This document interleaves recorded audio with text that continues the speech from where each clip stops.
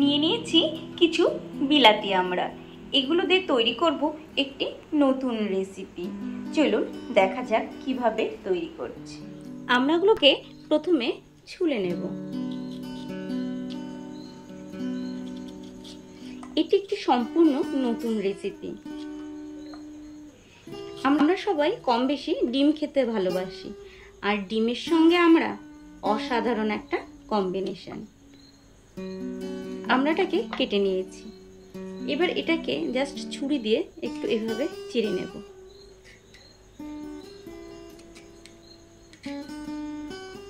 মুখটাকে কেটে ফেলবো। এইভাবে সব আমড়াগুলো কেটে ভালো করে ধুয়ে নেব। ওভেনে একটি কড়াই বসিয়ে দিয়েছি, কড়াই গরম হয়ে গেছে, দিয়ে দেব তেল। এখানে আমি সরষের তেল ইউজ করছি। তেল গরম হয়ে গেছে, দিয়ে দেব পেঁয়াজ। এখানে আমি বড় সাইজের দুটি পেঁয়াজ নিয়েছি।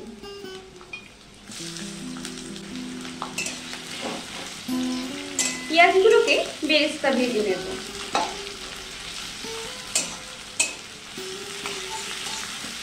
বেরেস্তাগুলো ভেজে নিয়েছি, এবার তুলে নেব। ঠিক এরকম লাল লাল হয়ে আসলে আমরা তুলে নেব।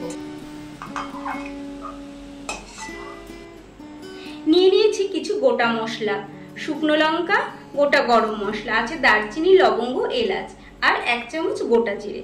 এটাকে ফোড়ন দিয়ে দেব।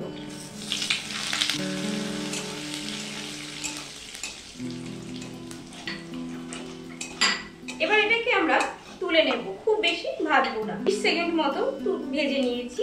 এবার এটাকে গুঁড়ো করে নেব।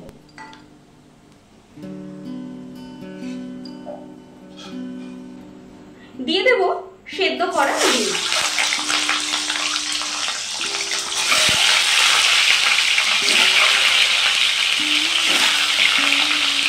দেব 1/2 চামচ নুন, 1/2 চামচ হলুদ গুঁড়ো। ডিমগুলোকে হালকা করে ভেজে নেব। ডিমগুলোকে 1 মিনিট মতো ভেজে নিয়েছি, এবার এগুলোকে তুলে নেব।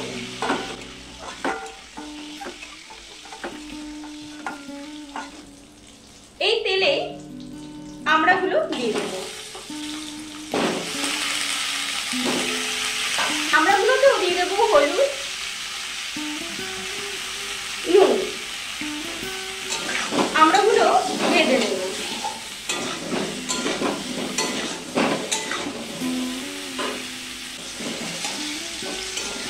আমড়াগুলোকে ভেজে নিয়েছি, এখন দিয়ে দেব কিছু চেরা কাঁচা লঙ্কা। এখানে আমি 6-7টি চেরা কাঁচা লঙ্কা দিলাম। চেরা কাঁচা লঙ্কা দিয়ে 30 সেকেন্ড মতো নাড়িয়ে নেব। দিয়ে দেব সামান্য জল। একটি বড় সাইজের নারকেলকে মিক্সার গ্রাইন্ডারে ঘুরিয়ে ছেঁকে নিয়েছি, দুধ বের করে নিয়েছি। এখন দিয়ে দেব। আপনারা সরাসরি নারকেল দুধটা দেবেন না, প্রথমে একটু জল দিয়ে দেবেন, না হলে নারকেল দুধের একটা খারাপ স্মেল আসে।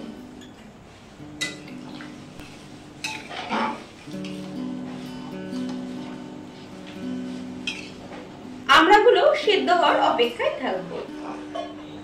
আমড়াগুলো খুব ভালোভাবে সেদ্ধ হয়ে গেছে। এখন আমাদের ভেজে রাখা ডিমগুলো দিয়ে দেব।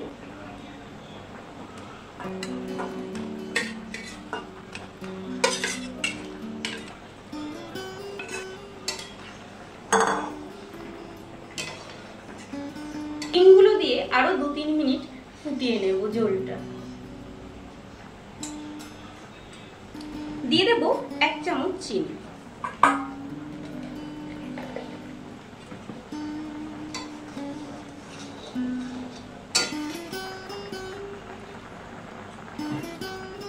যে মশলাটা ভেজে উঠিয়ে রেখেছিলাম সেটা বেটে নিয়েছি, সেটা দিয়ে দেব।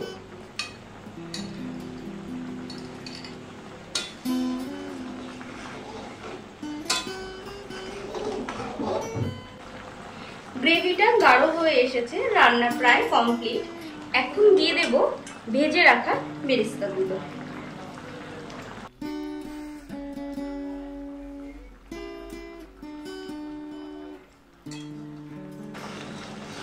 বেরেস্তাগুলো মিশিয়ে দিয়ে গ্যাসের ফ্লেমটা অফ করে দেব।